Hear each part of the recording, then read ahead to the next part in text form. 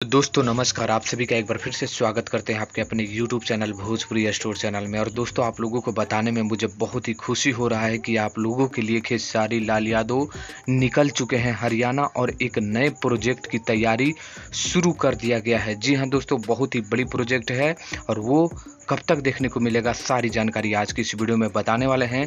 तो वीडियो को आप लोग अंत तक बने रहिए। चैनल पर पहली बार विजिट करेंगे तो चैनल को सब्सक्राइब करके हमारे से जुड़ जाइए, क्योंकि खेसारी लाल यादव का हर एक अपडेट सबसे पहले आप लोगों को मिलते रहता है।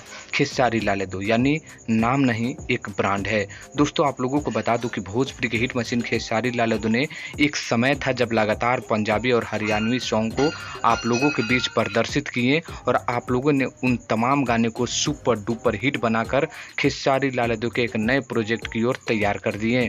तो देखिए एक बार फिर से खेसारी लाल यादव उसी मूड पर हैं और उसी तरह से एक बार फिर से निकल चुके हैं पंजाबी और हरियाणवी सॉन्ग के लिए। जी हाँ दोस्तों, आप लोगों को बता दूं कि खेसारी लाल यादव का नए प्रोजेक्ट में शामिल होने वाला है पंजाबी और हरियाणवी सॉन्ग, जो आप लोगों के बीच बहुत ही जल्द देखने को मिलेगा, जहां पर जो विवेक सिंह है खेसारी लाल यादव के लेके निकल चुके हैं।